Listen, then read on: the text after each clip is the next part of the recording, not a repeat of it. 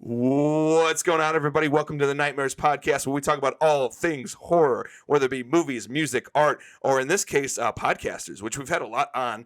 And frankly, they're really, really easy to fucking talk to because they talk for a living. Today on the Nightmares Podcast, we have the Dead is Better podcast. What's going on, you wonderful Viking gentlemen? Please introduce yourselves. What's up? Hi. I'm Andrew. I'm Derek. I'm Jade. That's it. Yeah. Coming at you from middle of nowhere, Minnesota. Nice. Yeah. Yeah, 3 hours from the Canadian border, Larry. Wow. right near the Great White North. You guys Oh, are yeah. you guys are the Great White North. Anyway, Yeah. So we have a tradition here on the Nightmares Podcast. We start every podcast with one of our famous questions. Words? Yes, they're hard. Jesus. So yeah, I know. When did horror enter your life? That's always our famous question. And anybody could start, anybody can jump in, and that leads to some fun talks. Okay. You guys go ahead while No. I think of something more interesting than what you're gonna say. Yeah, really? All right. Okay, I'll go. Let's see. Horror entered my life. Ooh, God. Let's see. I've seen a lot of dead animals. Let's see. I'm gonna have to say I think I was about 7 and on a Laserdisc player. So yeah, we're gonna age myself. Oh, here. yeah. Yeah. On a Laserdisc player. It's like a DVD, but big. Yeah. As long as it wasn't a Betamax, you're fine. I watched Texas Chainsaw Massacre on a Laserdisc player, and I was completely engulfed in it, and I had no idea what was going on, and it's just been a nightmare ever since, in a good way. Yeah, and I grew up. We were lucky enough to have most of the movie channels a lot of times. So my dad would always, get the 6-hour recording VHSs, the super long plays, as they're called, and he'd just record horror movies at night all the time. So just boxes of horror movies that I'd, wander in and check out, and kind of just went from there. And I remember being a kid watching like the It miniseries with my mom, and then The Stand, which wound up being my favorite movie basically of all time. Fucking Stand. And so yeah, just grew up on it from my first memories basically were watching horror movies. So. And I had a whole different experience than these Yeah, two. he was This is sheltered. great. He was was very just- sheltered. Okay, I was a very, very sheltered kid. With like seriously, my mom, this is funny because she's not like religious or anything like that, but she still had that whole horror and heavy metal and everything is evil mindset, but she couldn't blame religion for it. So it was like really fucking weird. So like I grew up terrified of everything because my mom would constantly say, don't watch that, you'll get scared and have nightmares. Don't do this, you'll get scared and have nightmares. Like and it made me frightened of fucking everything, like to the point where I couldn't like walk down the Halloween mask aisle in October without genuinely getting scared, because that was pounded into my head that this is scary, this is bad, this is scary, don't do that. And finally, must have been around fucking 6th grade, I think it was, I was flipping through the channels and I stumble on a movie, and the characters just really engrossed me. I had no idea what the hell it was. And I got really into the characters and everything like that. And I got into what was going on and everything. I didn't even realize it was a horror movie. It turned out it was Tremors on TNT. Fuck yeah. Fuck yeah. I turned it on not knowing what it was, but I liked Val and Earl, and I wanted to see what was going on. And then next thing I know, fucking monsters are coming out of the ground. And instead of being scared, I was fascinated that these effect artists could make these fucking things. And that I was hooked since then. After that, I started watching Joe Bob Briggs every chance I could. And renting horror movies without my mom knowing, and But of course, all that shit, But of course. Yeah, I remember like as I got older, I got way more into it and way more brazen about it. And I remember my mom, honest to God, thinking that I needed like psychotherapy because I rented Day of the Dead, something like, I'm not joking, like 20 times in a row. My kid's watching horror movies. He needs therapy. Holy shit. Shit. What happens when you get to the really, really dirty stuff? They put you on lithium or something. He needs lithium. That's fuck. My old man's not a fucking horror fan. I mean, passively, like, he enjoys it, he appreciates it, but like Tremors is still one of his remote drop movies. He's like, I love it. They're so fucking stupid. I love how stupid they are, and I just cannot. It's like a bad car wreck. I just cannot. Oh yeah, turn it away. It's glorious. I don't know. And again, like I said, the creature effects, I'd never seen anything like that before. I mean, I'd seen things like Star Wars and whatnot, but that was so different than anything I'd ever seen that it just made such an impact on me.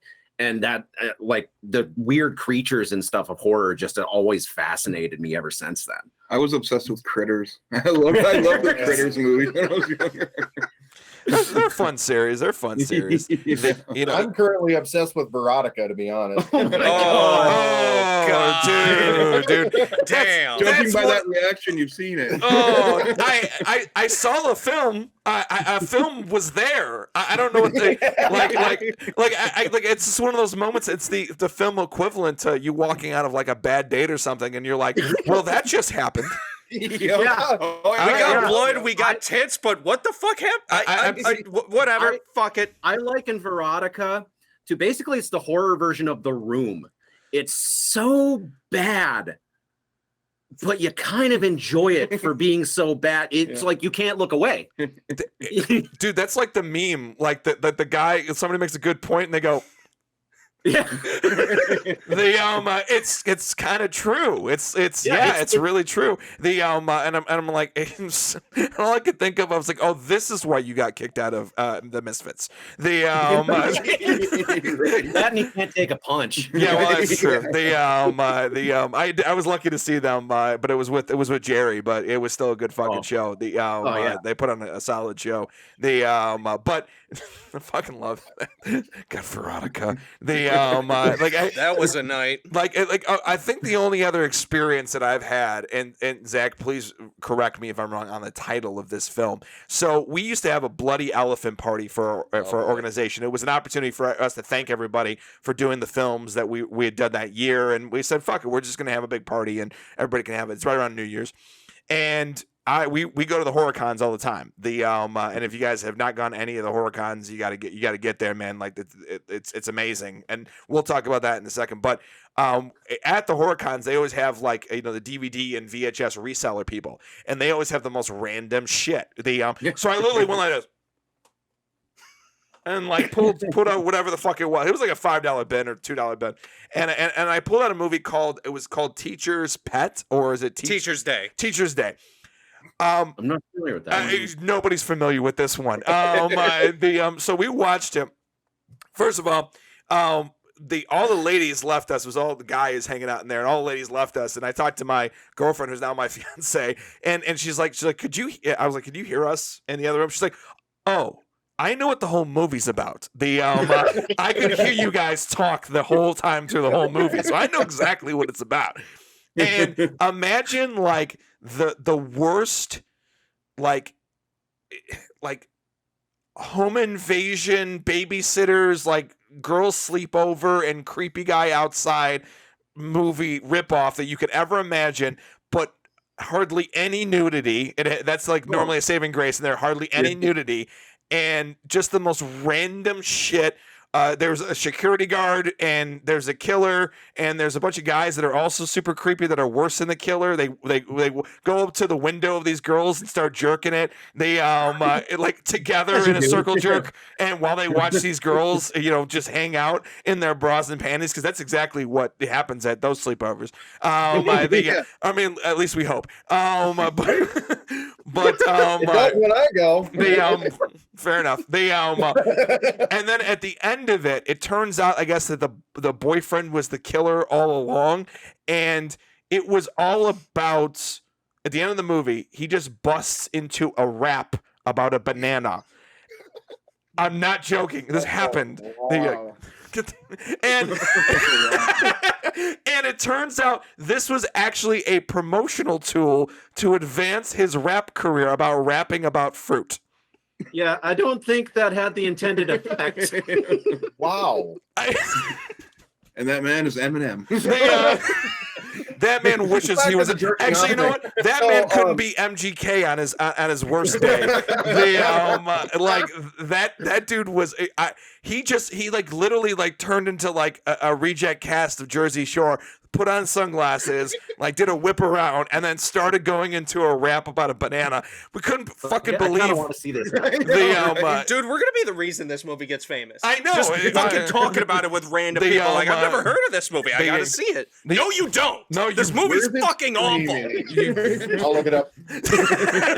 Dude, good luck finding. Like, by the way, it's under like 2 different titles, and like, I hate that. It's one of those like, and it does a European title. I still have yet to see anything quite like it. Ain't that the truth? I mean, and Zach has seen like, Dick Shark. And even he hasn't seen something quite like it. So yes, and I imagine that you gentlemen have seen Dick Shark now. I haven't. I've seen. It's on my list of I need to see that before I die. Bring lots of liquor. Yeah, I haven't watched it yet, but it's on my like. Sometimes I just get in the mood for like a really bad movie. I don't know why. Maybe I'm masochistic or something. But yeah, that's on my list of bad movies to watch. Oh, it's bad. We have a dear friend who's a Canadian hip hop horror artist from Alberta. His name's Poltergeist OD. Yeah, I'm friends with him on Slasher. I've talked with him a few times. He's been on our podcast 4 times. The great guy, but he owns everything bad. Like he owns the Donnie Darko sequel. He just perked up like what? Dude, you just look I like. didn't think anybody admitted to owning that. You just perked up like the nurse in fucking Halloween 2 there, man. That'll happen. Yeah, I get it. There's so many great memes out of that image shot. Did you find it? He found it. Oh my god, you found it. I'm just gonna see where it's streaming. I'll be right back. This is what we do. This is what we do. Like, I swear to God, if we had a little bit more violence behind us, we would have killed each other by now. Because this is what we do to each other. Yeah, we mentally scar each other every week. And we rotate on who picks the movies, and every once in a while, one will get picked where I'm shocked we don't strangle each other. Like, we'll pick like an intentionally bad one, like I did Milfs versus Zombies. Milfs versus Zombies. Ooh, boy. That sounds amazing. It's on Tubi. That sounds like the perfect place for it, too. By the way, I saw it when I was like, I think like a teenager. Because I was actually I was desperately looking for porn, and I did not find it. I did not find it. And Zach's dying on the inside. I'm pretty sure Pornhub was a thing back then, It Mark. was not a thing, dude. You had to download shit back then. What was this back during your AOL days? Yeah, no, worse, LimeWire. Fuck. Everyone who used LimeWire was wrong. All right, you pirate. I tried preaching. You're an idiot. You're gonna get a fucking virus. There's torrent sites. Use them. Yeah, man. There's no condom for digital STDs, man. Oh god, give a fuck what kind of antivirus you got. There's nothing gonna protect you from the Pirate Bay chlamydia. Anyway, no. I mean, yeah, we've had. Why my phone doesn't work? Yes. Okay. Yeah, that is exactly why your phone doesn't work, and also is probably why it's sticky. But that's neither here nor there. So we've arrived here now. Hand sanitation wipes for it. Yeah. You got to get some hardcore power pine-sol on that thing. Or some Fabuloso. In the words of Ralphie May, that gets off third world dirt.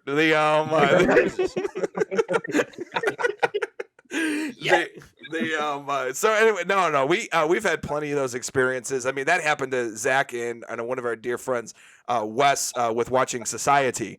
I don't know if you guys have ever seen Society. Yeah, we did an episode on it. By the way, too, is we also had the pleasure of meeting Brian Usna, the director.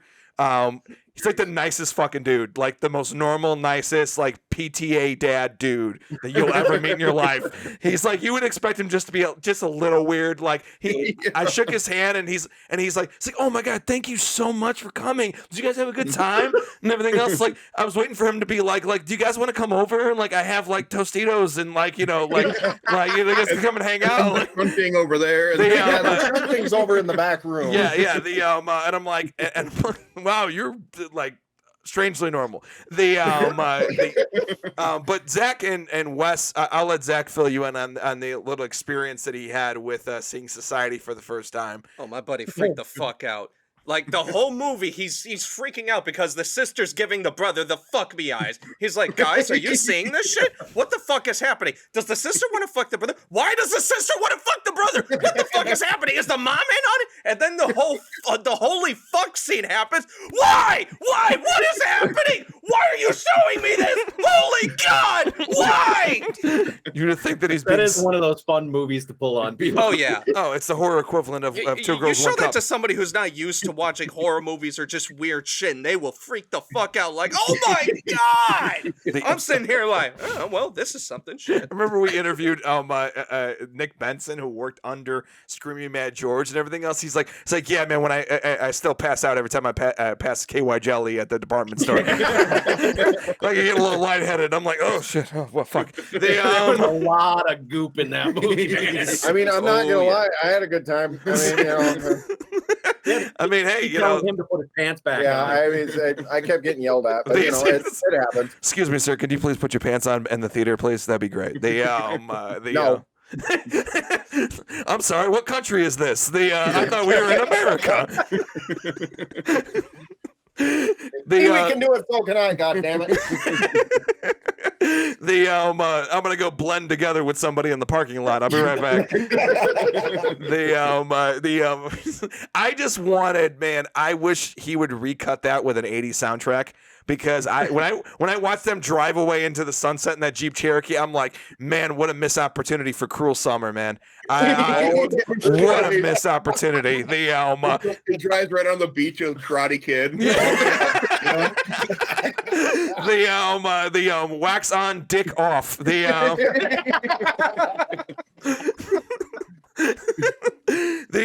This is fun. By the way, these are the best. I mean, like, we've had a couple great people on where we just fucking laughed our whole way through and talked about shit. We were talking about 80s effects and everything else. It's crazy how innovative they were during that time and how, like, crazy. What were some of you guys' favorite effects from that era? Because obviously that was a big thing that stuck with you. So I'm curious about, what some of your guys' favorites are. Actually, we just watched one not that long ago. It was that Demons or Demone. Yeah, Demone. It's the Italian movie. Yep. It was produced by Argento. Yeah. And that is a prime example of the effects that we love, because those practical effects were like, it's so realistic, but yet it's so fake at the same time. It's over the top. It is so over the top, but it's so beautiful. The story was horseshit. But because we've talked several times about where you have your movies, like, you get sucked into the story, but the effects are horrible. You have your movies where the story is good and the effects are good.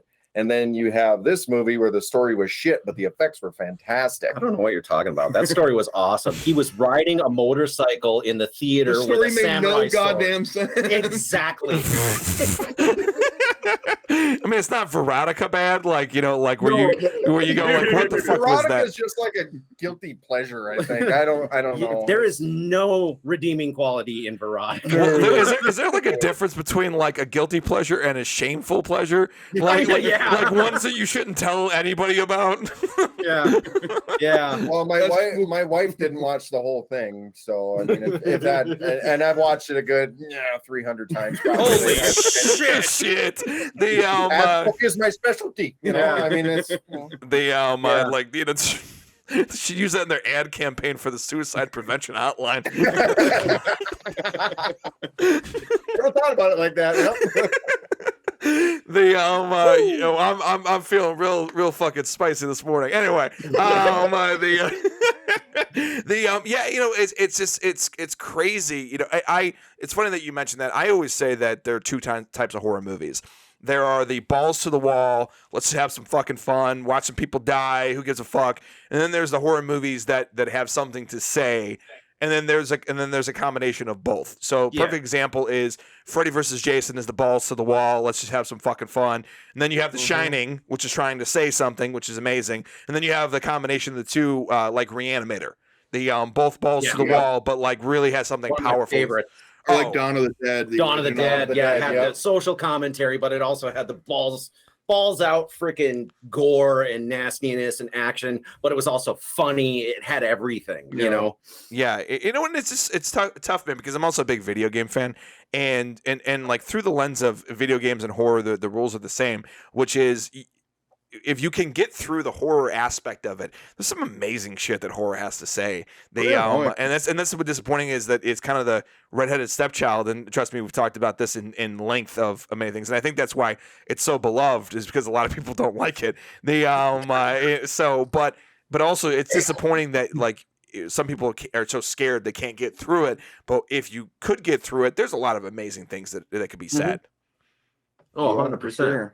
100%. Like, I mean, generally I like the crazier, 80s style horror and stuff like that. But there's been a lot of horror movies that, well, like you pointed out, The Shining and Dawn of the Dead, that have something really, really underneath the surface, underneath the gore and everything like that. They actually have like a really poignant message, or like Train to Busan. Yeah, Train to Busan was horrible. It was very sad. The movie was fantastic. Talk about. But yeah, feels. God. So I mean, like, and that one had like a really, really, really hit you in the feels message about fatherhood and everything like that, wrapped up in a zombie movie. You don't expect that kind of thing. You don't expect a zombie movie to make you damn near cry at the end because of some heartbreaking scene involving these characters that you have basically grown so attached to. And that's the great thing about horror, is it's not what everybody, in mainstream society thinks it is. Oh, it's just blood and boobs and blah, blah. There's so much more to it. And I just wish people could get past, the stigma of it and see that there's more to it than that. 110%. And I think that in the last couple, maybe about 10 years or so, with all the other bad bullshit, the over metaphors, we'll try to keep Zach at bay of any A24 rants this afternoon. He's not allowed to talk about it during business hours because we can't get shit done. And also too but the problem is too, is I'll join in, and that's what the problem is. Everybody joins in about their hatred. So nonetheless, I think that there's been a push to legitimize is not the right word, but like say, well, wait a minute, we can actually tell really good stories through the lens of horror. It doesn't have to be boobs and guts. I mean, I enjoy all that shit. It's great. Who the fuck doesn't like boobs? But that being said, there's a lot of great stuff, and actually it's been really interesting, especially with television, with The Haunting of Hill House, which I was thoroughly impressed with. And if you guys have had a chance to watch I haven't seen that yet. It's a fantastic horror drama that has something very interesting to say. And surprisingly enough, Scream the Series was actually great. Another one, and I got recommended it, and I'm like, dude, it's MTV. Like, and he's like, I know. Just go watch it. And I'm I like, mean, not everything can be Teen Wolf, you know. I mean, if we could only live to that standard. I lose sleep at night. Thinking about it. But it was very interesting to get in there and watch it. I'm like, oh wow, this is actually really good. And I think the thing that Scream the series and Haunting of Hill House did was Scream the series discussed the consequences of a slasher film. And I think it was always an idea that was floating around for a very long time of what happens after the person gets killed. Like, what's the aftermath? Like, aren't those families fucking devastated after they did? And then they talk about, like, they do candlelight vigils and funerals and, like, a bunch of people dying in this fucking town. And it's the consequences of a slasher movie. And also, by the way, extremely fun. Great, great time, great story, intriguing. And also The Haunting of Hill House is the consequences of a supernatural movie. The what happens to a family after they've been terrorized by like the aftermath that you don't see after the credits roll. Correct. And then all the psychological trauma that this whole family went through, losing their mother to a haunted house, essentially. And how they all had to deal with it in their own way. Somebody gets addicted to heroin, and the other one has horrible relationships. It's this trauma that they have to deal with, of dealing with this situation that they did when they were kids. So it's really, really cool that. But I do have a recommendation if you guys want to hit the feels on them, which was The Final Girls, which was a movie that flew under the radar. It was horror meets Last Action Hero. I highly recommend it. It's definitely a punch in the feels. Even this guy felt something, and he didn't feel shit. That one's been on my list for a while. I just haven't gotten around to watching it because my list is about like 500 movies long. Yeah, and the problem with that is there's so many goddamn streaming services all over the fucking place, and then you download one, it's like, oh, this movie's on here, and then you hear about another movie. Well, it's not on here. Oh, maybe it's on this, and before you know it, you have this big fucking rabbit hole and 20 different apps. You're paying thousands of dollars, and you only use 2 of them. I just steal them all. He does it right. The Midwest Horror Network does not condone the views and expressed of any crimes committed by our guests. I totally pay for all of them. The CIA that may be listening. I could see you becoming like Charlie Day. I already see that fucking push board behind you and everything else. We go to this, we go to Shudder, then we go to Tubi, then we go to Amazon, and we find this movie that has now moved here. Just see him at 2 a.m, just fucking either coked out of his mind, go, ah! What does it all mean? That's not far from the truth. No, that's pretty fucking accurate, actually. Yeah. Yep. I was gonna ask, you guys brought up Shudder, and this is a question I've really asked, but what do you think that has done for the horror community, of having like a solo streaming service for horror? It's fucking fantastic, but I'm curious about you guys' perspective on it. It's about goddamn time. Yeah. I've been asking that for years, ever since Netflix became a thing. Like the day after Netflix started streaming and stuff, I'm like, why isn't there just a horror one? Like, I've been saying that since day one. And then when Shudder finally came out, it was like the clouds parted and a gift was bestowed upon us. I friggin' nicely put. I friggin' love Shudder, and I love the fact that it's kind of ushered in. There's now more than just one Screambox horror streaming service. There's Screambox. There's, I want to say, Troma has their own streaming service. And I friggin' love it. I feel like it's giving horror some much needed attention. It's like there's enough content here to where you can stream just horror, but still have a variety that necessitates an entire app for it. Yeah. So many different styles of horror. Mm-hmm. Go ahead. I'm finding just even going through Shudder, I'm finding movies that I never would have been exposed to or even found had it not existed. Nice. And, go ahead. And Verotika. Jesus. It always comes back to that. It always comes back to that. It's like that TED joke. It always comes back to big black cocks. The funny thing is, we bitch about Verotika, how bad it was. That's still not the worst movie we've done for the podcast. I still hold the record for the worst one. Yeah. You just stepped into a landmine there, sir. We're gonna talk about that. So let's talk about some of the worst that you've introduced and tortured each other with. Oh, you mean the ones that I've introduced and tortured everybody else? Oh no, yeah, we're gonna talk about how you all fucked with each other. We do it to each other. Purpose. He doesn't do it on purpose. He just picks bad movies. I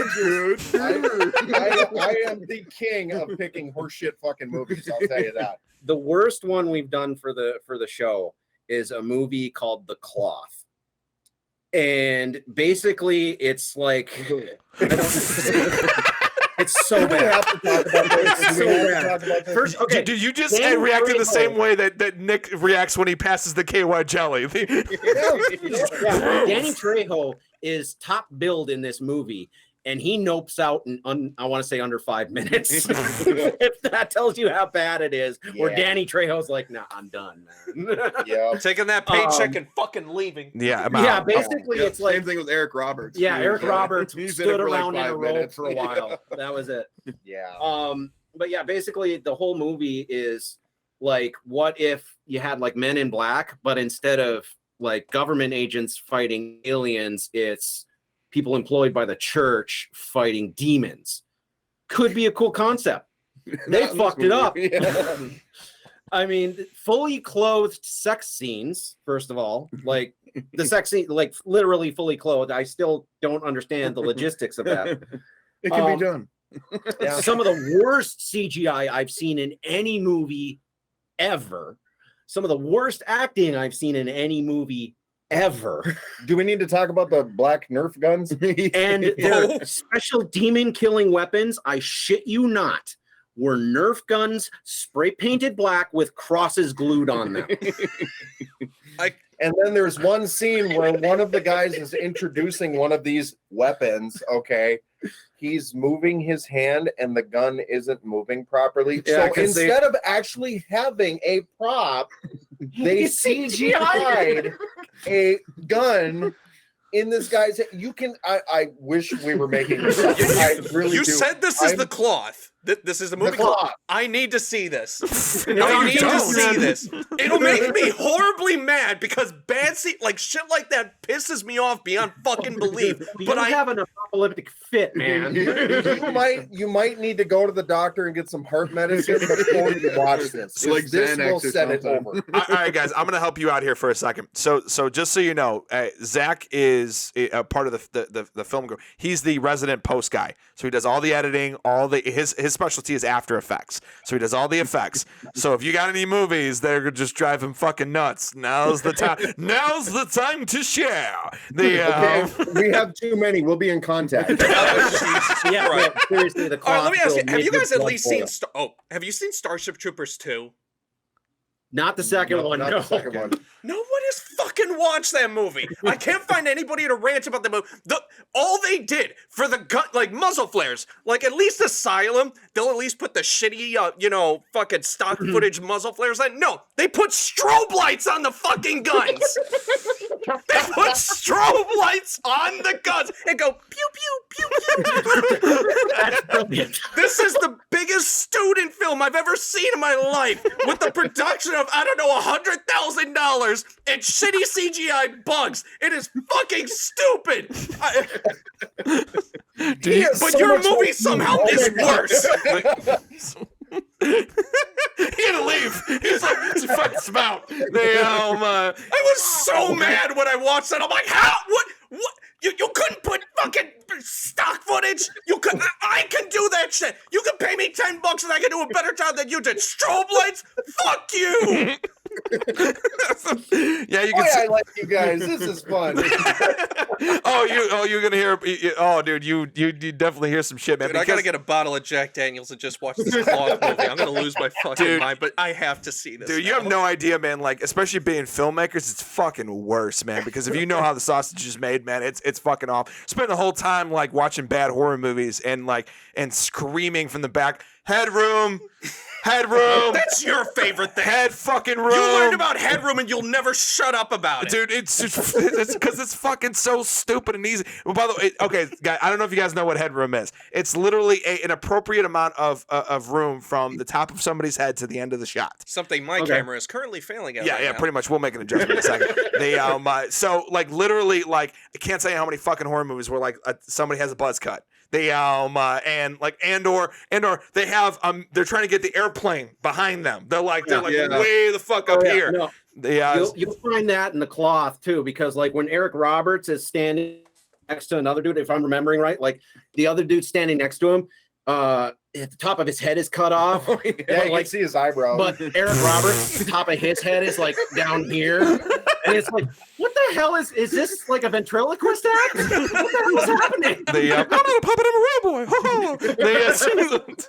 Wasn't the cloth where the city background is off to? Yeah, that one, you guys will fucking love. The big that. bad demon guy's walking towards the city, right?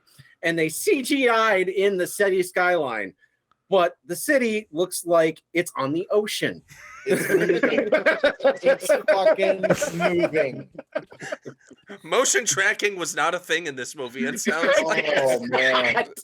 And the problem with it is that it's a newer movie. I know it's really recent. This is where the issue is. It's a newer goddamn movie, and they got Danny fucking Trejo in the goddamn thing. I mean, That's where their budget was. Yeah, that was their budget went. That's Robert. that's like that's an insurance movie. They are a write-off movie. Like it literally like we just got to write this off at the end of the year for our taxes. Dude, that Well, sounds. we even joked about it that Danny probably paid them so he could get the fuck out of the movie. Yeah. that was bad. That was horrible. Question: have you guys seen Sky Sharks?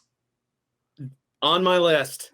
We saw Santa Jaws though. Yeah, we saw Santa Jaws. Oh, okay, Santa Jaws started good, but then ended up just trailing off and becoming boring You know as fuck. what? The But- Candy cane, yo. I mean, come on. The more I think about Santa Jaws, the more I kind of love it retroactively for how just absurd it was.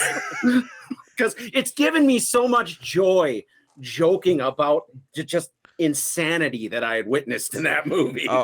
you don't, like that's the thing, man. Like those bad movies, like perfect example for all of us. Batman and Robin. Batman and Robin has brought me so much joy in my fucking life. I watched a guy who was an old friend who was an alcoholic that had to leave 20 minutes before the movie ended because we were playing a Batman and Robin drinking game. He was an alcoholic and a drug addict, and he had to leave 20 minutes before the movie. Nope. He's like, I have to go home, man. I'm gonna die. All right, here's the rules, you guys, just so you can have fun I was later. gonna ask, what are the rules? All right, the rules are anytime Mr. Freeze makes a pun. God. Anytime Bane states the obvious, boom. Yeah, exactly. Monkey business. Anytime Poison Ivy makes a sexual innuendo, here's the part where I lose everybody.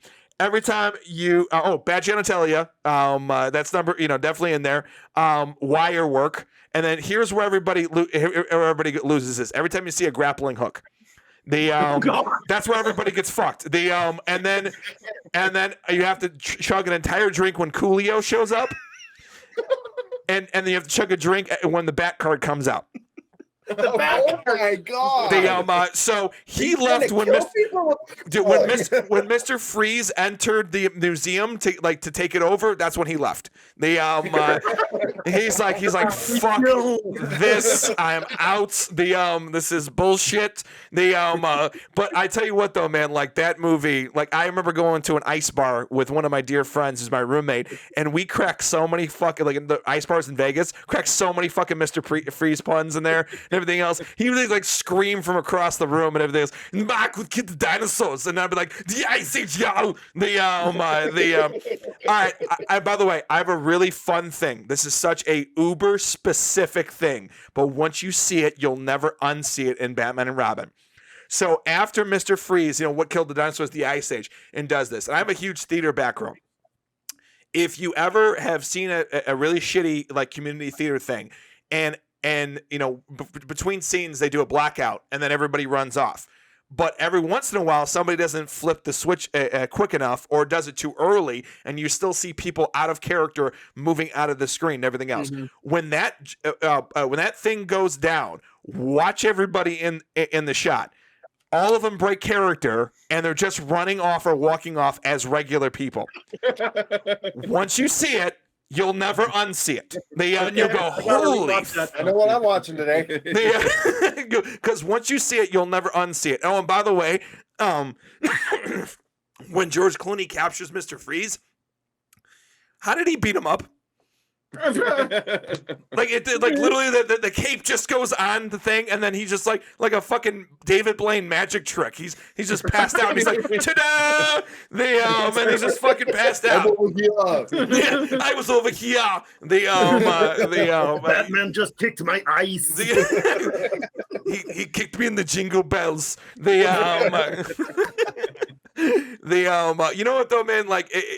Yeah, they just brought me so much joy, like, to bad movies. That's what the appeal is for bad movies. Continue the list though, because I want to hear some more about these bad movies. Bye Bye Man. Bye Bye Man was horrible. That was Bye Bye Man. Like it had potential. It was just so generic. But it had shotgun blast with no blood. Yeah. PG-13 was the first clue that it was going to suck. Dude. Oh yeah, PG-13. I forgot about that part. Yeah, but Bye Bye Man. I'm trying to remember some of the other ones we did. But it was so shitty that it just didn't hold up. And there was The Binding or whatever the fuck that one was called. Oh yeah, that one that you picked. Shocker. Yeah. I don't even remember much about it because it was that like in a castle or whatever. And, that fucking what was that forest? Oh, one? Is that the one I pulled the mulligan on? Yeah, I think so. Yeah, there was one that was so bad I pulled the mulligan and had to pick something else because it was just like fuck Holy shit. We typically don't do that. We're just like, all right, let's see where we go. And Death House. Death House. Okay, Death House. Yes, let's talk about Death House. Please. That was the one that was supposed to be the Expendables of horror that they'd been trying to put together for ever and ever and ever and ever.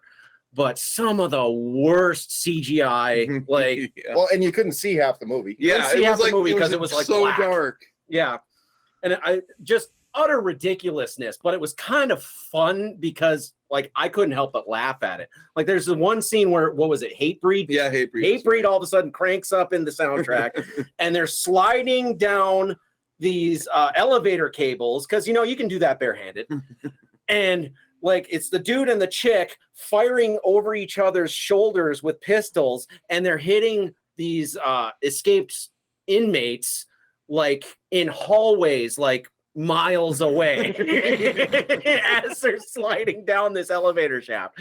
And it's just like I'm like, what the fuck am I watching? But Hatebreed was playing, so I made it better. Well, I mean, that works out. That works out. It was bad in the sense that it was so much wasted potential because you had like a who's who. Kane Hodder. You had a who's who of Hodder. Celebrities. I mean, you had Kane Hodder, you had Tony Todd, Michael Berryman, Sid Haig, all in the same movie, and they did fuck all. Sid Haig didn't even stand up. He sat in a lawn chair his entire scene. Literally sat in a lawn chair. It's like the Spirit airline of fucking like acting. Like motherfucker, you need to pay extra if you want me to stand up. And wasn't it that scene where there was somebody actually walking? They actually some random person. Yeah, there's some random person walking by that wasn't supposed to fucking wearing a backpack, just walking along. Just walking along in the background. That was another movie that Danny Trejo was in that he noped out of right I just thought of one. Zach, Corey Feldman. Oh, what the fuck was that movie? There was a movie. It was a Corey Feldman movie. It was a 30-minute movie, and Tony Todd was in it. And it was I was basically filmed in Corey Feldman's house, and it was all about like how I guess he believed that Corey Feldman was murdered by somebody in the house, and he was doing a video will inside the house. I'm having a bitch of a time remembering. I had Corey Feldman's fucking filmography in front of me.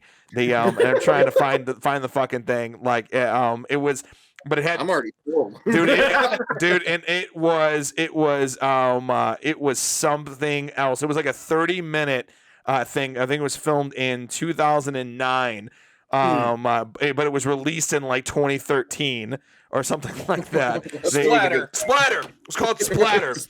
Splatter. And it We're gonna have to look that up. literally, and then by the way, like in this whole thing, and Zach will laugh at this, like half the movie was shot in a fisheye lens. So like literally there was some chick that like literally said, I'm tired of this bullshit. I'm gonna go find him, and I think he's kind of sexy, so I'm gonna go fuck him. And then it turns out he's a zombie, and she immediately regrets that decision. She's like, ew, he's a zombie Corey Feldman. And I'm also convinced like half the cast was paid in coke. It was the most ridiculous, and it's 30 minutes. And Tony Todd's in it, and I think he gets killed in a fucking phone booth that's inside this dude's house. And Corey Feldman took it so fucking seriously. He'd be like on the video call, he's like, to my lawyer, character, I bequeath you. Nothing. No, and then pause. It's like I bequeath you nothing. I like the scream and go blank. It was such a random fucking movie, dude. Like we're like, what the fuck did we just watch? I believe that was a Joe Dante movie, so and that's why Joe everyone was Dante. excited. That's like, right. It had every reason to be great, but it was just so fucking bad. And everyone, we walked out of it so confused, just like, how was this bad? I totally forgot it was so fucking Joe Dante. predictable too. Joe Dante was behind that? Joe Dante directed it. Whoa. Joe Okay. Dante directed, acted with Corey Feldman, who was essentially the lead bequeather, and Tony Todd.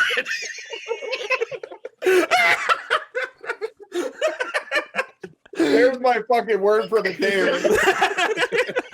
Dude, and like I just love it, dude. It was like the most melodramatic soap opera acting you could possibly imagine. Like he was like, it's like I'm here to have my last will and testimony to my lawyer. I bequeath you nothing. I wish. I think I'm underacting right now compared to what the fuck he was doing. You really are. What makes it even worse is you know damn well that he wasn't overacting. He wasn't doing that on purpose. You know damn well, deep in his heart, he thought he was knocking it out of the park. Dude, what the dude? Like, I mean, like it At the end of the day, I had a great time. I was laughing my ass off with how ridiculous everything was. These two, like him and my buddy, were just like, "What the fuck is going on?" I'm predicting everything that's happening. Be like, "Oh yeah, that's what's gonna happen next." And they're like, "How the fuck could you figure that out?" Oh yeah, this shit's painfully obvious, man, but it's fucking hilarious. dude, I just remember just dying too when that one chick like literally was like down, and they're using, by the way, like night vision fisheye lens, like when she was walking down the hallway, and like she's like, "Where are you? I want to see you." And I'm like, what? She really wanted to fuck this guy, and she didn't even care that he was a zombie until she saw him, and then it was just like, what the hell did you expect? And I'm like, what fucking corner of Las Vegas did you find this bitch? All right, like dude, I'm like, she's literally like, that's not an actress, that's a porn star or a prostitute that you just pulled up. You just called up to the majors. You just called up from the minors to the majors. That's all you did. Like Don't fuck in the woods territory. Oh yeah, that's another one. what was that one? Don't fuck in the woods. Oh, I gotta hear about this. Two of those ones. And yeah, most of the actresses are genuinely porn stars. Yeah. Like 100% are porn stars. I'm And pretty sure I recognize a couple of them.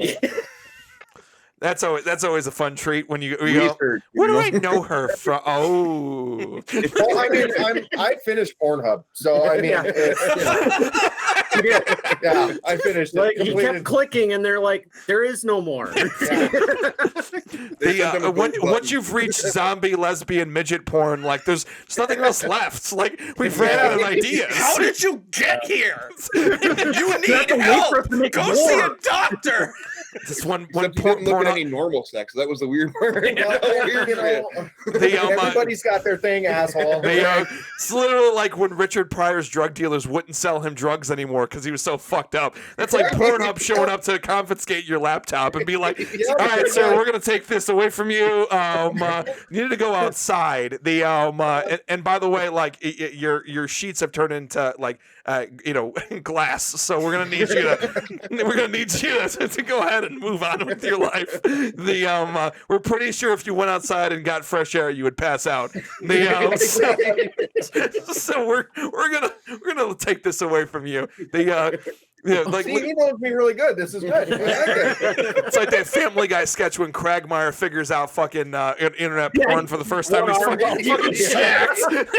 And like, hey Quagmire, you been working out? And like, no, I've been checking out that internet porn thing. It's pretty good. It's pretty good. I think I'm gonna go back inside now. Or when he fucking discovers Tinder and turns into a Gollum zombie.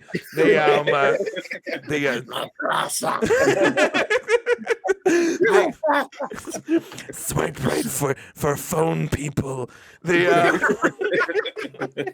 Lord. No man. So I gotta ask. So why did you always end up picking the bad ones? Is it just bad luck, or where are you finding these fucking movies? I'm a terrible person. I mean, what it comes down to. I especially with the cloth. This is a prime example. I seen it. What was it on Tubi? It was on Tubi, and I seen the image, and it had like this Exorcist vibe kind of to it. I'm like, oh, okay. And then I seen Danny Trejo was in it. I'm like, okay, this is probably going to be good. Nope. That's what I went on. The exact opposite of that is how I find my movies. I look to see who's in it. If I don't recognize it, it's like, all right, well, what's the story? Sure, let's give it a shot. He literally That's what I judges the go book with. by its cover. There was also the one he picked like at that lake or whatever. Yeah. I can't even remember the name of it. It was so. I shut some of this out. It was too. that Norwegian movie. Yeah. And yeah, it was so Oh, that boring. fucking Norwegian piece of shit. That was boring. fucking bad. Oh my god. But same thing with Bye Bye Man. I thought it was kind of along the lines of like Candyman because the way Because it has Madden in the title. Because it, yeah. Really? Is that where we're going now? Is that what we're doing here? Okay.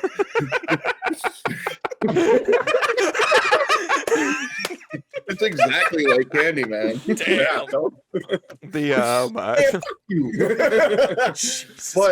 I bequeath you nothing. I have the impression that as the movie started, because there was this phrase that you didn't want to say, that kind of thing. And so I thought, all right, maybe it's got like a Candyman. No, not at all. Well, Because it was a don't think it, don't say it. Yeah. And that's literally got driven into your head within the first, 2 minutes? If you drank every time they said that phrase, you would be annihilated 10 minutes in. Yeah, it was fucking bad. Evil dies tonight territory. Yeah.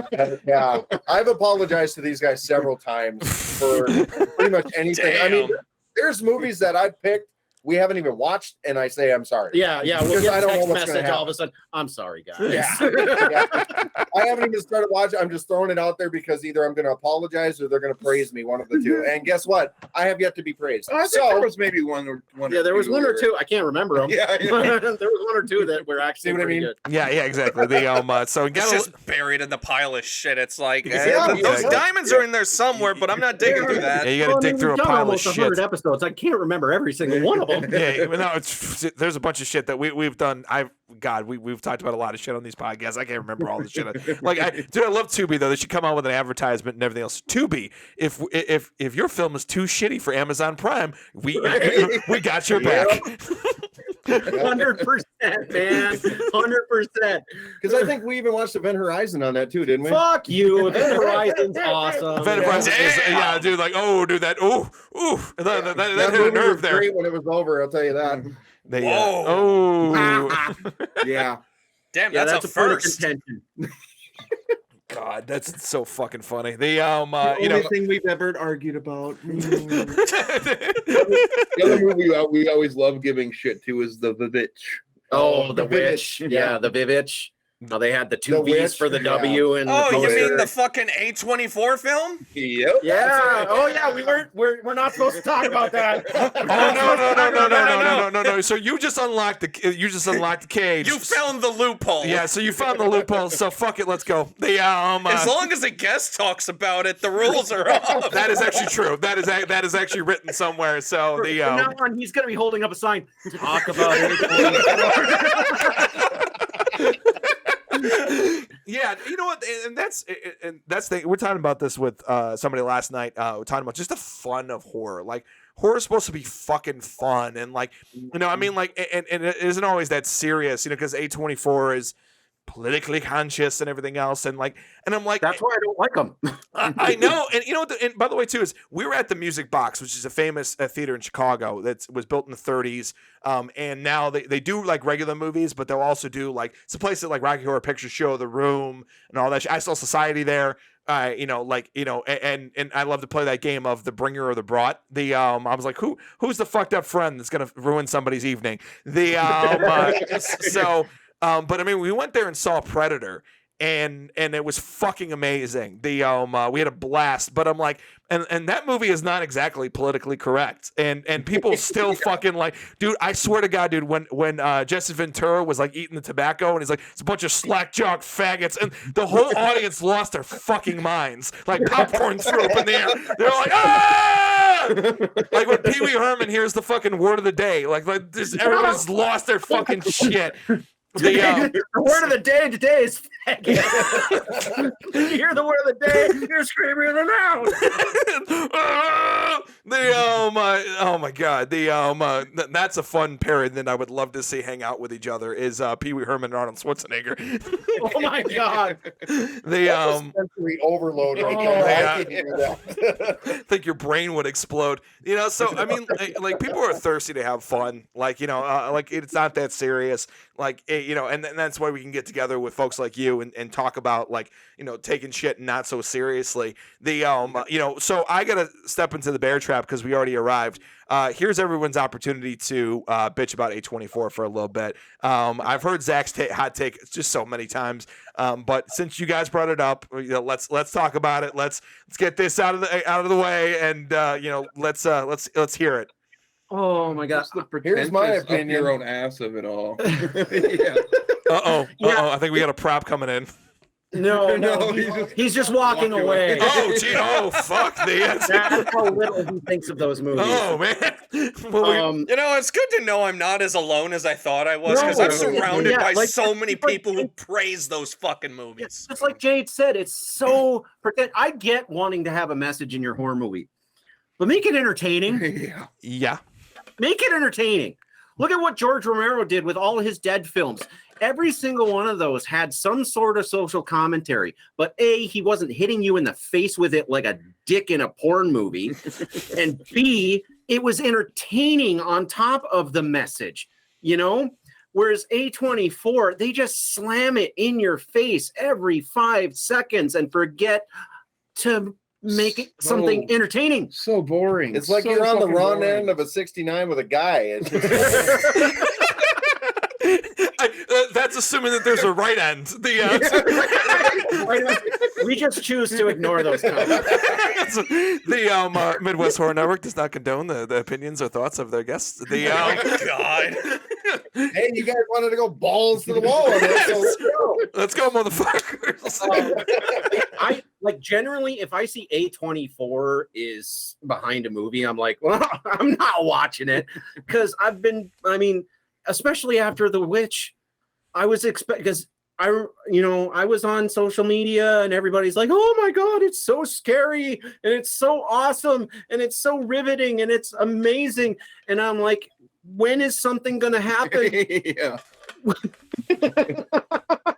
Dude, the first 15 minutes of that movie, half of that 15 minutes is just the camera slowly rising as the camera just moving out. Because some asshole put in his contract, my entire soundtrack needs to play out before you can cut to a different goddamn shot.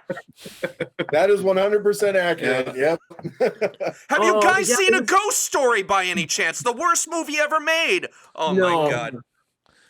There is literally a shot. It's 4 minutes and 32 or 18 seconds long, somewhere between there, of Rooney Mara sitting in the fetal position eating a fucking pie. And she finishes it too. Wow. Some people might consider that porn.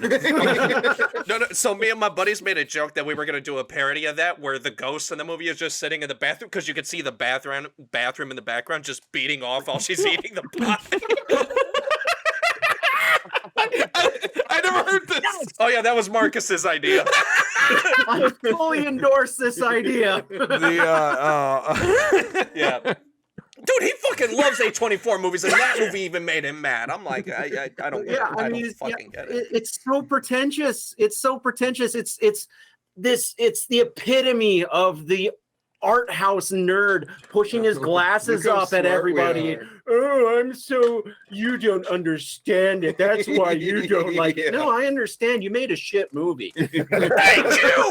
It's That's exactly what I've been fucking saying, dude. It literally is like my my best friend, one of my dearest friends, and also my roommate. He's the Batman and Robin guy that I told you about earlier. Like he every time A24 is brought up, he quotes Russell Brand from Forgetting Sarah Marshall. It's a metaphor for crap movie is what it is. Like literally, and I'm like, what a perfect quote to answer all of A24's movies. That should be their subtitle. A24. It's a metaphor for a crap movie. It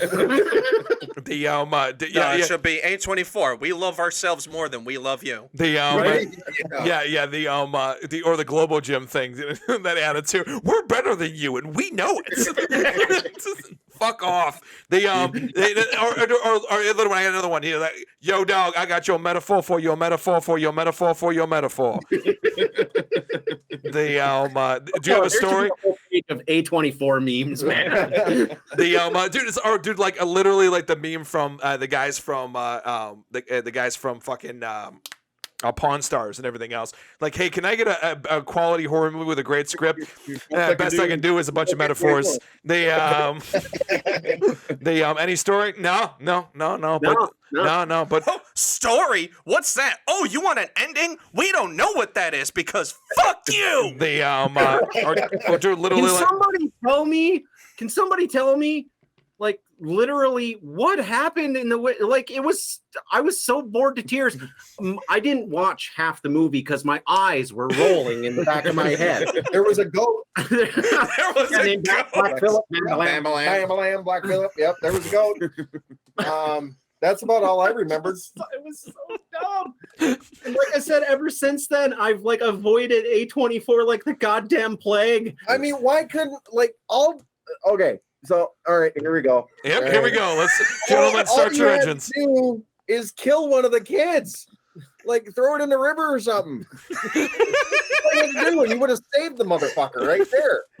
But no, we're just gonna watch this carriage slowly drive away for 17,000 minutes. And hey, let's make a movie where you can't understand 95% of the dialogue. Oh yeah, that was the other thing too. Yeah. Good lord. I tried watching it with subtitles. I still don't know what the fuck they were saying.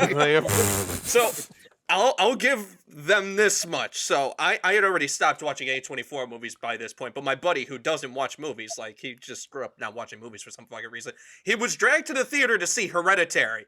And he comes back bitching to me about how horrible the movie was, but it had one fucking hilarious scene. Now this is Hereditary. He's watching a movie, and I guess the little girl, whatever in the movie, she has her head out the window for some reason, and it books and flies off. And he said he hadn't laughed so hard at a movie and stuff. And I was like, wait, hold up, what happened?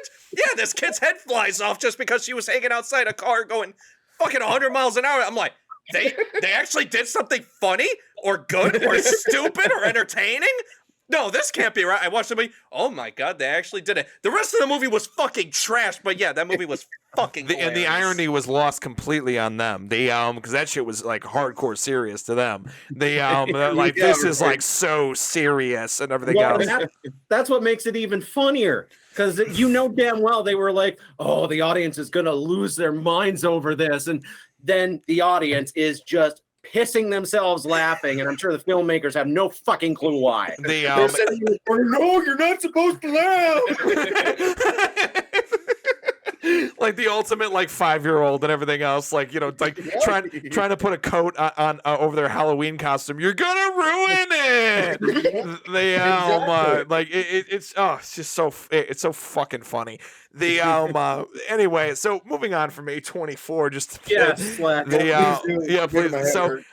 So obviously a lot of people are horror fans. They love horror deeply, but not everybody takes it into some kind of art form. So, and I consider podcasting an art form. I know people think that's pretentious, but I don't give a fuck. So how did you guys take that love of horror and, kind of intersect with podcasting? We just kind of fell into it, really. We actually, this particular podcast is this guy's brainchild right here. Yeah. And it's all his fault. So when the FBI watches this, him right here. Yeah. Okay. See you at the trial. Yeah. See you at the trial. But all we wanted to do was just get together and talk about horror movies and listen to ourselves talk about horror movies.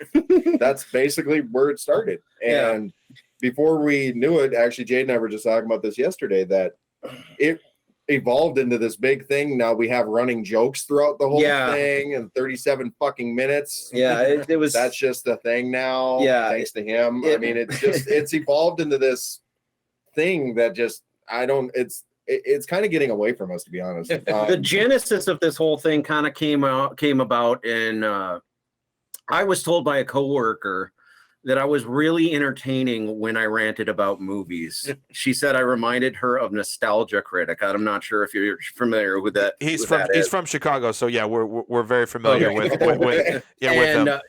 She said I reminded her of an angry Nostalgia Critic. So basically, you're the critical drinker. Kind of, yeah. Which was another awesome guy. Yeah. And so I was like, for a while, I was playing around with trying to do movie reviews on YouTube and stuff, and I wasn't getting any traction. And there was another friend of mine, Tony, the one who designed our logo and wrote and did our theme song and everything. And me and him were supposed to do a YouTube series of YouTube videos reviewing horror movies, and we shot 2 episodes. Then we found out neither one of us knows how to fucking edit video.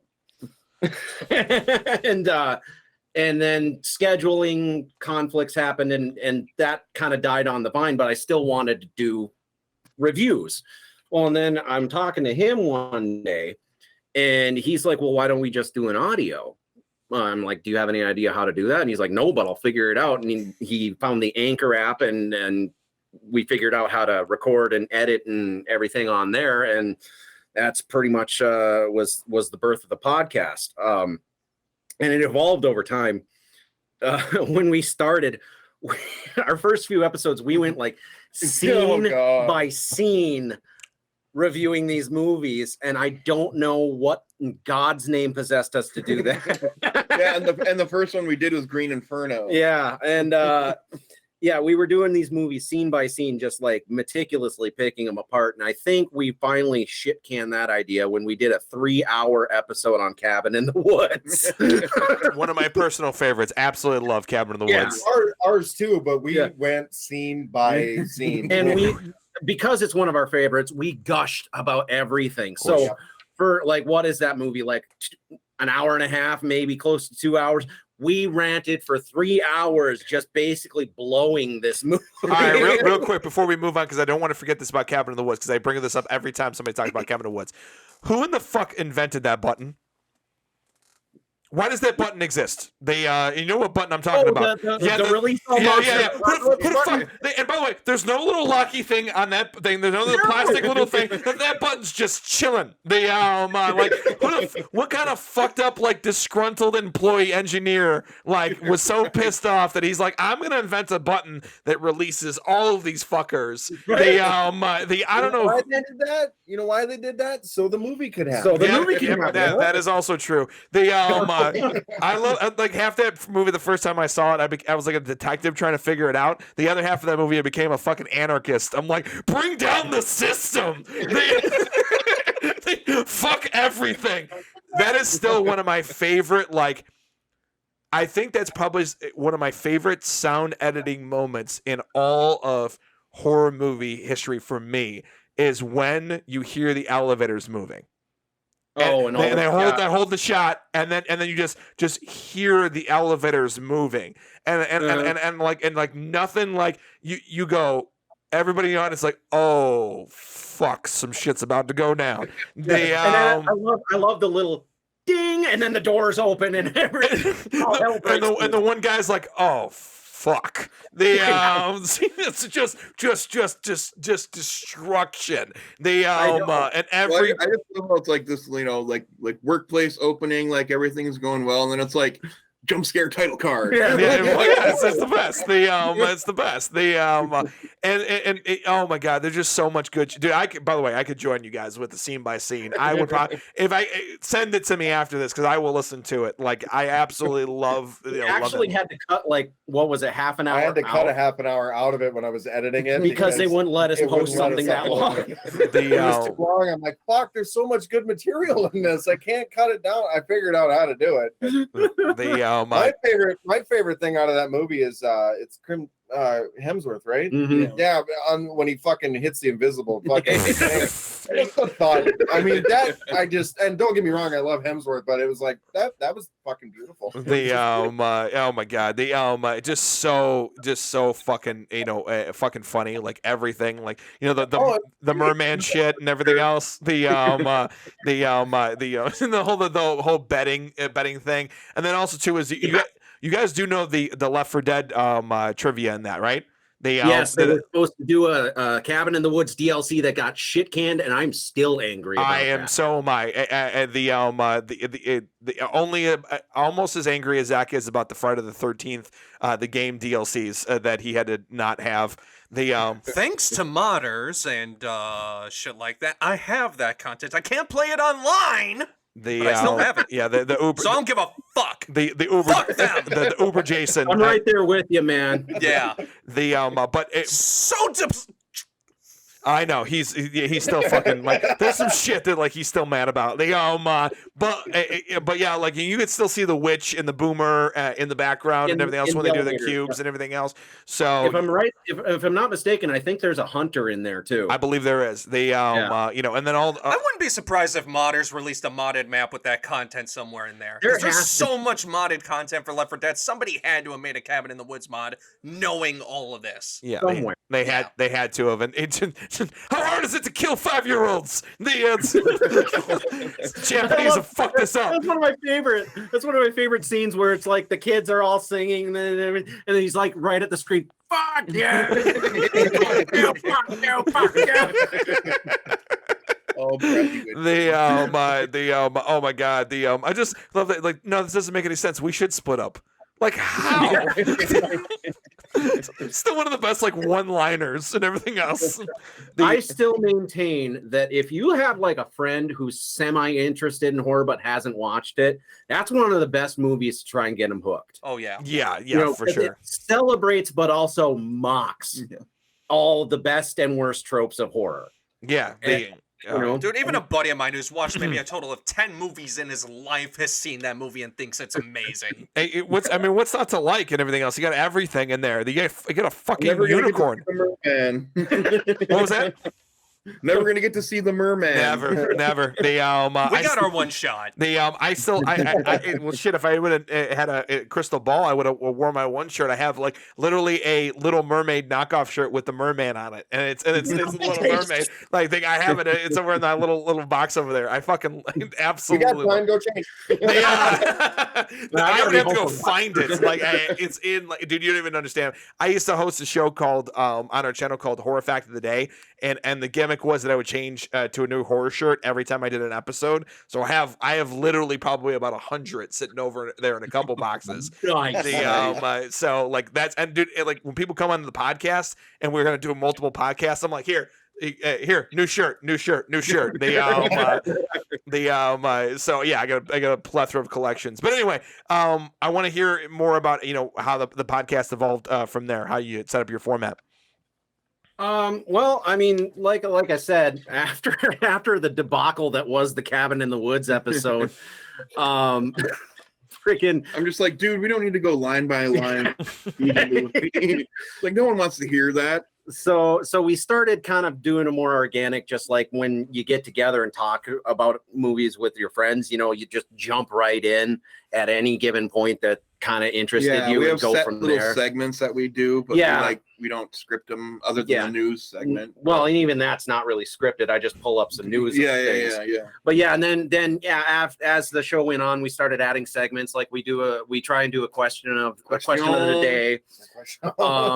And we try and do like a news segment where I just basically steal a bunch of like horror news from Google and stuff like that. And I try and trick them by always throwing a fake one in there and make them try and figure out which one's the fake one. We have fun with it. Yeah. And yeah, so we really got to kind of we're trying to figure out like news segments and stuff like that. We're always trying to keep it interesting and keep it fresh, but yeah. Other than that, the show hasn't really evolved much since that. Still us morons doing it. Yeah, still us. I do all.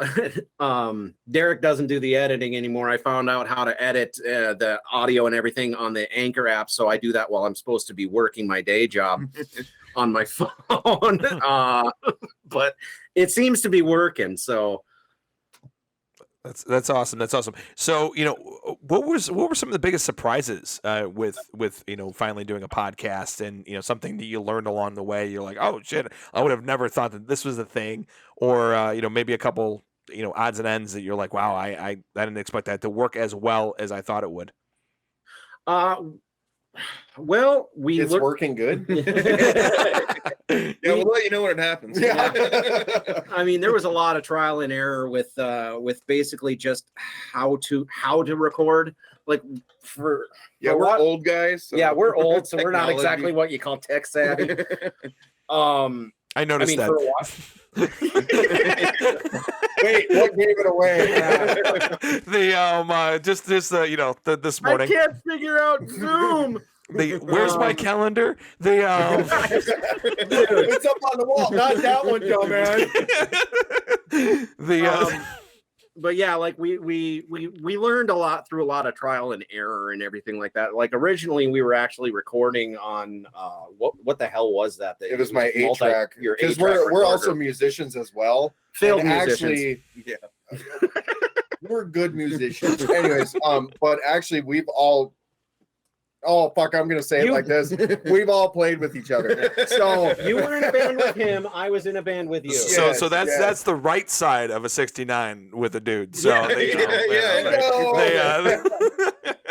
somebody's phone. A lot of I've always been kind of enthralled with trying to like produce music as well. And I just happened to have this 8-track recorder. It was a digital recorder, and I just happened to have this. I'm like, well, I'm not using it. Let's give this a shot and see what happens. So we got some microphones, and next thing I knew, I was like, holy fuck, I actually kind of know what's going on here. Yeah. And over time, it just kind of evolved into what it was. Yeah. And a lot of it, though, I think really the way that this podcast is going helps that we've all been friends for 20, 30 years. And we don't offend each other because we don't get offended. It's not possible. And no. Is there a story there? But we have so much obscure banter between all of us, with the exception of Tony, that it just like it's almost one of those things that it just morphed into something. And so many other like movie references and music references. And the impersonations that get put on there sometimes. Yeah. Hey, do your John Cena, the one where we can't see you. Don't do it. Great. That also works for Brett Favre. What happens if I just disappear? then I'll come back 6 months later and reappear. Should I send emails instead of dick pics? Maybe I'll look up big dicks and then send those and say it's mine. That's what I'll do. Fuck, that's a great idea. What color?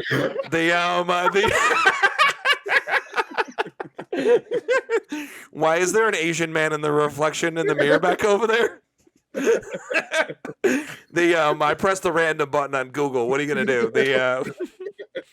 Stumble upon porn vision version. Anyway, back to the podcast. Yeah. Meanwhile, We're talking about the podcast. Yeah, what are we doing? I was talking about dicks. I don't know. What are we doing? Yeah, like we had a lot of trial and error with the recording and stuff. After a while, Derek didn't want to record anymore, so we had to. We were doing it via phone for a while. Like we were literally taking our Xbox headsets and plugging them into our phones. Holy shit! Down and dirty, baby. Ghetto as hell, dude. We were ghetto as shit, and then we call each other up on the Anchor app that you can get on your phone and record that way. But we'd have to keep calling every 30 minutes because there's a 30-minute limit on there. And then I would have to sit there and edit all that shit together. I know your pain, believe it or not. Zach had to do a lot of his early movies on Windows Movie Maker. Windows Movie Maker, one fucking timeline, and I did my audio recorded with a PlayStation iToy. That is fantastic. That's brilliant. Oh my Oh god. man. Baby. Back in the day. You're telling me. Oh man. So I mean, well, hey, you got to get the job done one way. What's been the reaction from building an audience and from the horror community as a whole? Because obviously we have a deep love of the horror community. That's all we do is we talk about the horror community, and and we had they're fucking awesome. They're the nicest, friendliest, best people that you could ever possibly know. So I'm curious about what the reaction has been from some of the people that are tuning in. From our listener. Yeah, all our listener. One listener. All our listener. To be honest, this reaction that we're getting here is the best one we've had so far. Exactly. Being on your show is the biggest thing that's happened to our show. Yeah. Do you guys have a fun fucking podcast? Again, if you guys probably live closer, we'd probably be hanging out a lot. Because I mean, it's all the same, same banter, same jokes. Like we would probably, one of our old friends used to have, and you guys appreciate this, he used to have people have like swear jars and douchebag jars. He had if nobody understands your reference jars. We need one of those. Literally, if nobody else understands what the fuck you're talking about, dollar in the cup, and then you buy beer or something after the fact. Rich, man, we're doing shit wrong. Oh my god! I didn't realize no one else knows what the fuck you're talking about. Oh my god! Yeah, I just wanted to get the insight about how the rest of the horror community has been reacting. What are some of the surprises that you've had of because I think every podcaster is like, somebody listened to our podcast. That's pretty much it. Yeah. So I mean, and also too is that's why we laugh, with us, because when I ask people are always like, hey, you want to be on our stuff? And they're like, oh my god, yeah, absolutely. And then they're thanking me, like thank you so much for inviting me. I'm like, no, dude, you're doing us a favor. Like it's not the other way around. Like, I don't think that's the case here. You might get like 5 more views from us. I'll take the 5. Take them. I will take those 5. We have a very small yet loyal audience. Yeah. And some episodes do better now. Yeah. But yeah, I mean, we do have an audience. It's relatively small, it seems like, but they are very loyal. And just in the horror community in general, I always post the new episodes on Slasher and everything like that, and I always get a really positive response.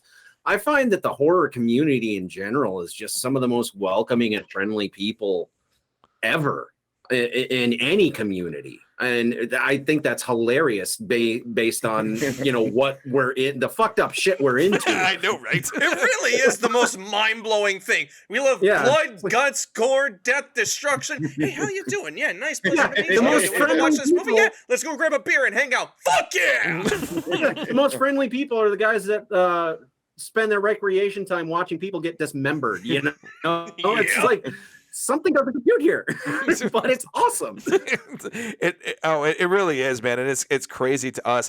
We had an awesome another podcaster from TBM horror. TBM horror, and her name is Mar. She's actually over from Spain, and you talk about your upbringing of being sheltered. Over in Spain, horror is non-existent. It's a very thing, because they're very. It's not even that they're necessarily religious, but they're insanely superstitious.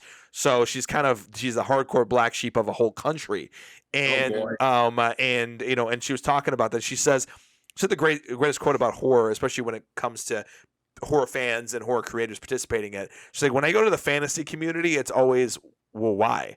But if I go to the horror community, it's always, why not? Why not? Yeah. It's 100% accurate. I love it.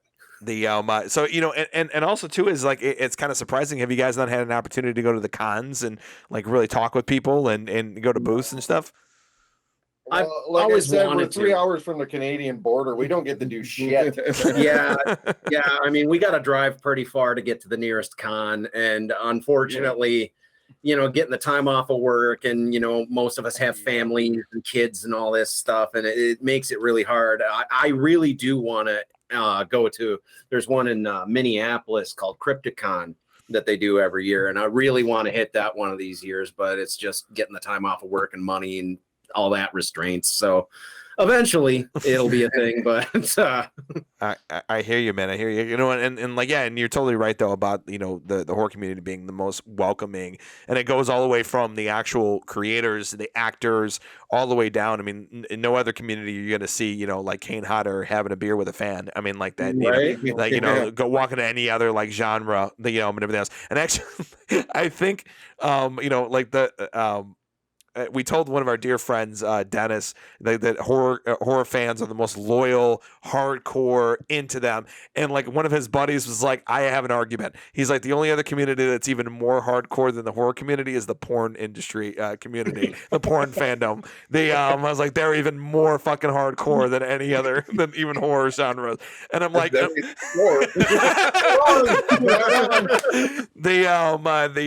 line up for that Jenna Jameson blow up doll. Unless you're on Cinemax and you're a softcore fan. Or Skinemax as I so lovingly call it. Even though they got bullied out by Pornhub, but moving on.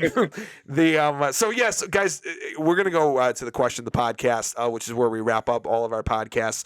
And I came up with one as I was sitting here, and that's what I do all the time. I don't pre-plan these; it just comes up with the discussion. But what is a horror movie that flew under the radar for the general public, but you've seen and you're insanely frustrated that not many more people have seen it, and you're like, I love this movie, and I don't understand what the fuck happened and why it flew under the radar. Sounds like you got an answer, so we're gonna go right to you. Just biting this out. Biting at the literally jumps, vibrate. And I'm waiting to answer this question. Go, man. It was my pick for an episode that we did, and I just kind of picked it out of random, and it is The Autopsy of Jane Doe. I love that movie so much, and I have a feeling if I hadn't said it, one of those two probably would. Yeah, you fuckhead. It was just mind-blowing, like how amazing it was, and I didn't hear anyone talking about it or anything beforehand, and it was just amazing acting, amazing story. It was so good. Brian Cox is always good. Cox is always good. Yeah, Cox are always. Everyone loves Cox. I said that wrong. That's cock with an X. So that would certainly be my pick, is The Autopsy of Jane Doe. I hear that. I hear a lot more about that movie. Yeah, now. it's growing. It's growing now, but maybe it'll be one of those cult hit kind of things. But you got one? Oh boy. Well, it was going to be Autopsy. Actually, I think what I'm going to go with was I want to say it was the second episode we did was 1922. To be That honest, was actually surprisingly good. Actually, despite really, being slow. it was a slow burn, but it was very, very well done. And with Wilf being hard, it really wow, his fucking name is escaping me. Who played Wilf? Oh my god. Jane. Thank Thomas you. Jane, yeah. With Thomas Jane, yeah, Steve, welcome to Derek. Yep, that's what he does. The So, Punisher, dude. The Punisher. I know, Yeah, and right?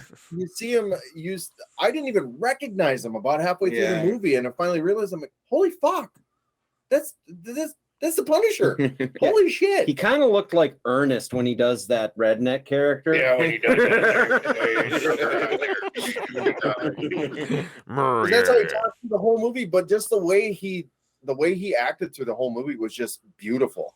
Because you see him in these other movies, and you see this, it's like, holy fuck, did they wire his jaw shut? Well, there was a lot that they did really well in that movie. Like I said, it was slow, but it wasn't boring. It kept you engaged. Yeah, because Very atmospheric. You had your that the typical Stephen King thing where the descent into madness kind of thing, and it's just slowly going throughout the whole movie. And I'm just kind of shocked that a lot of people really haven't seen that. Yeah. One of the best things I loved about that movie was the score. Yeah. The score by Mike Patton from Faith No More did the score for that movie, and he did just a fucking gorgeous job. The music was just phenomenal in that movie and really set the tone. Now your turn. My Mr. turn? Mr. Horror Guru. I never made that Mr. claim. I know what I'm talking about.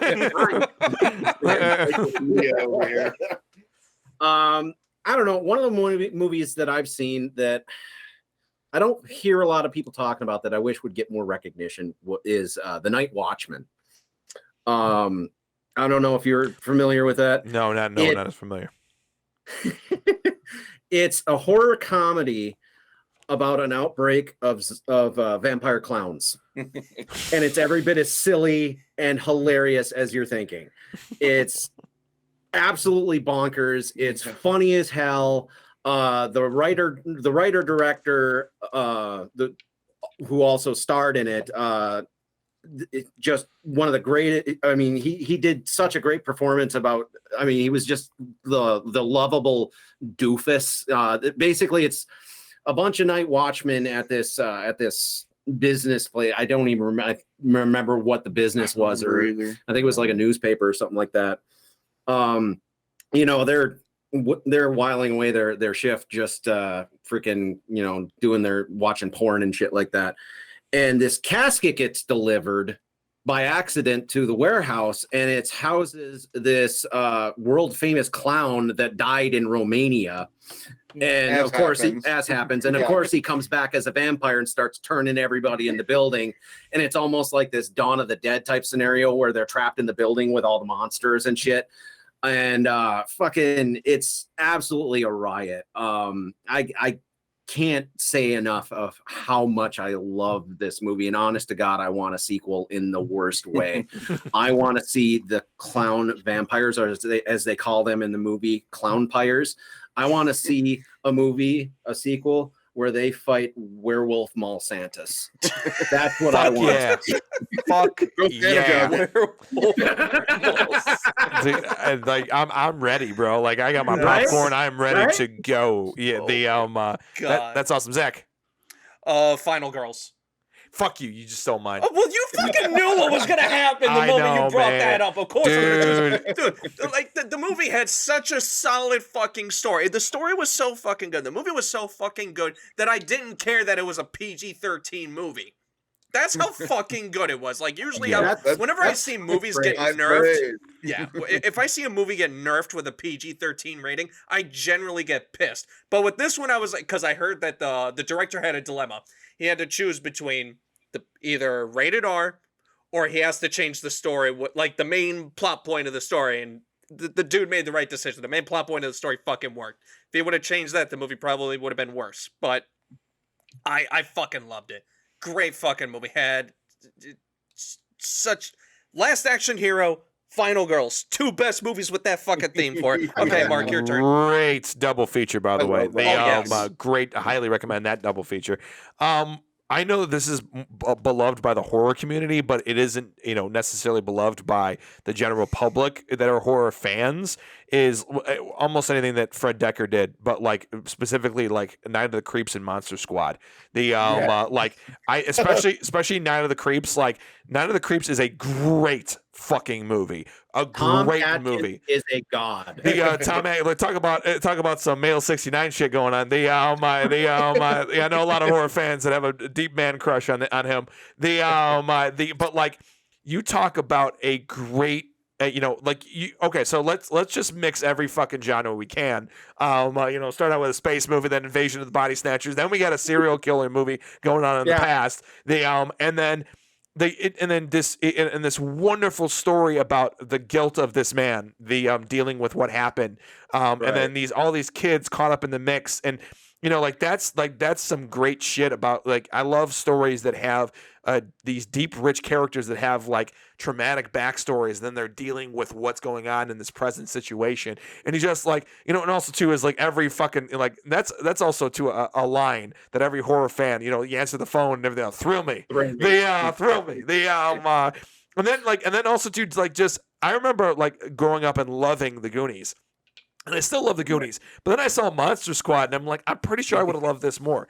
And still everybody wanted to be that one fucking kid, that has the crossbow and the leather jacket, and where are you going? It's I'm in the goddamn club, aren't I? And I'm well, okay, Mr. Badass.